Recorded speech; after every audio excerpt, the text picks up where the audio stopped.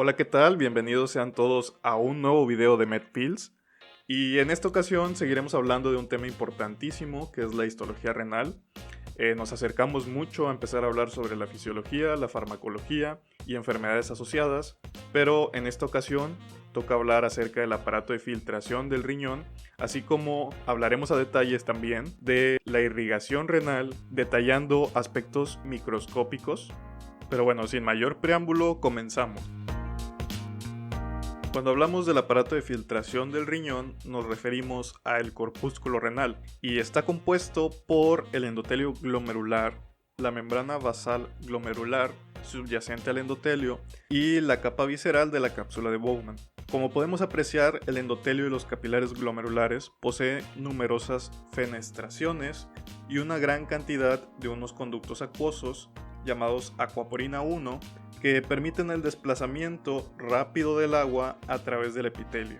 La hoja visceral de la cápsula de Bowman contiene células especializadas denominadas podocitos, que son células epiteliales viscerales, y estas células van a cubrir a los capilares glomerulares por medio de unas prolongaciones o evaginaciones alrededor de los capilares.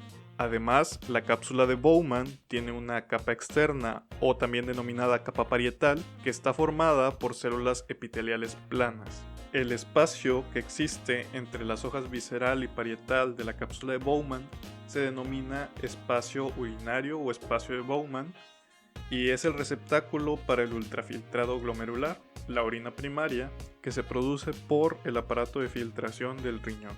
A medida que se diferencian los podocitos, desarrollan numerosas evaginaciones secundarias, denominadas pedicelos, y estos se interdigitan con pedicelos de células vecinas, y entre los pedicelos interdigitados está un espacio denominado ranura de filtración, que están cubiertos por el diafragma de la ranura de filtración, que es como una especie de cierre que cierra la ranura, que se encuentra un poco por encima de la membrana basal y que actúa como un filtro selectivo de partículas.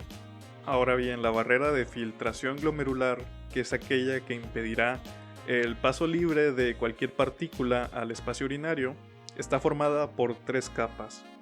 Por la capa superficial del endotelio, formada por una gruesa malla de hidratos de carbonos de los proteoglucanos unidos a la membrana plasmática, conocidas como glucocális, y esta capa posee una carga negativa y además está asociada con proteínas de membrana.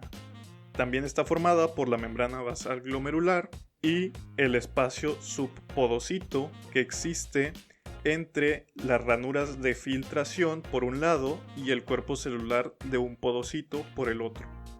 Como dije, la ranura de filtración que se encuentra entre los pedicelos contiguos contiene al diafragma de filtración, que es como un filtro selectivo con forma de cremallera, constituido principalmente por una proteína transmembrana llamada nefrina, que son como los dientes de la cremallera que se interdigitan, y sus dominios intracelulares interactúan con el citoesqueleto de actina dentro del citoplasma de los pedicelos.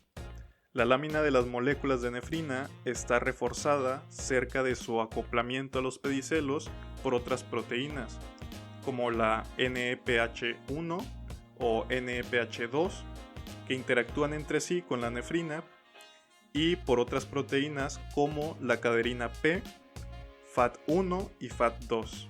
La deficiencia de cualquiera de estos componentes del diafragma de la ranura de filtración puede conllevar al síndrome nefrótico, en donde la permeabilidad del diafragma se encuentra afectada y moléculas que antes no eran permeables como las proteínas ahora pasarán al ultrafiltrado.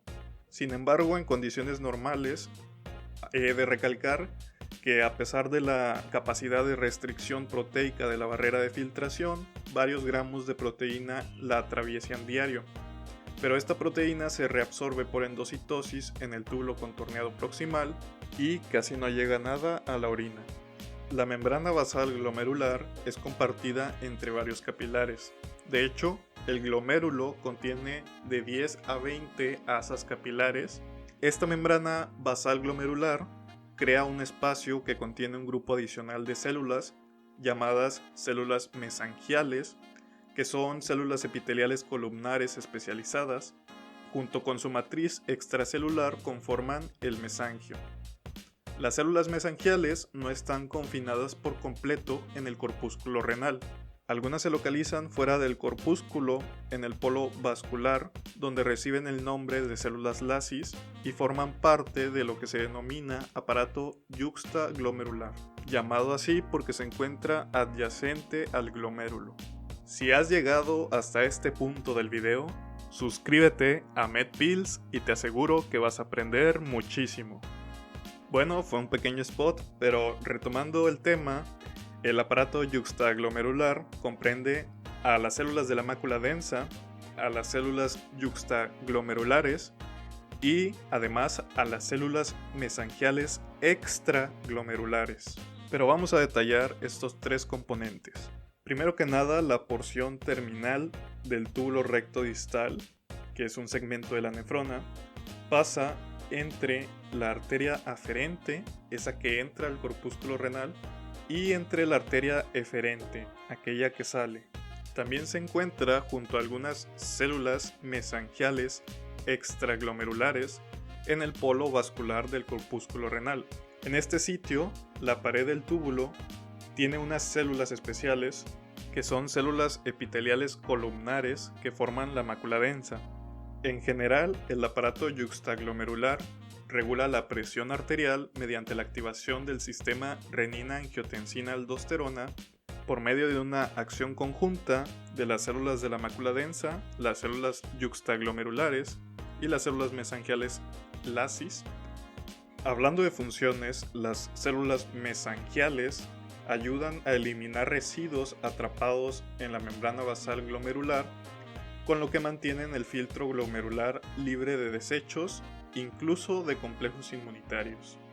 También brindan sostén estructural a los podocitos y modulan el grado de distensión de los capilares glomerulares, que como veremos después en su fisiología, esto sirve para regular el grado de filtración glomerular.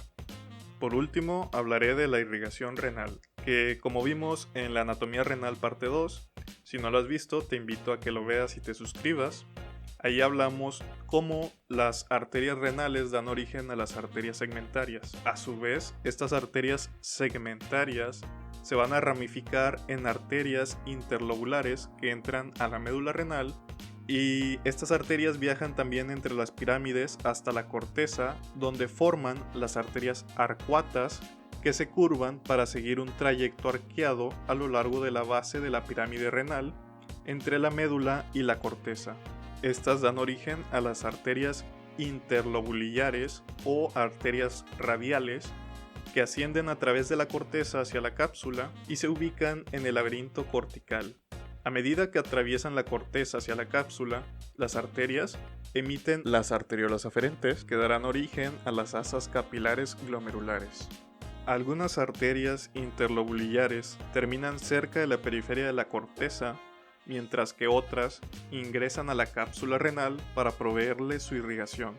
Los capilares glomerulares se reúnen para formar una arteriola eferente, que a su vez dará origen a una segunda red de capilares denominados capilares peritubulares, que rodean a los túbulos uriníferos locales. Ahora, ¿cómo regresa ese flujo sanguíneo a la circulación? El flujo sanguíneo del riñón formará las venas estrelladas que se encuentran en la cápsula renal y el plexo cortical de la corteza, que drenarán a la vena interlobulillar. Y tanto la vena interlobulillar como los capilares peritubulares de la médula drenarán en las venas arcuatas, que a su vez drenarán en la vena interlobular. Por último, las venas interlobulares que reciben a las venas arcuatas se profundizan por las columnas renales hasta el seno renal.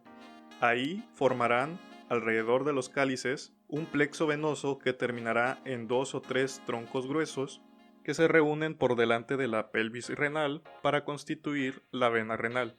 Y bueno, es así como terminamos la segunda parte de la histología renal, y si te interesa que continuemos con otra tercera parte donde veamos cortes histológicos, por favor déjalo en los comentarios. Si te gustó este video, dale manita arriba, suscríbete y nos vemos hasta la próxima.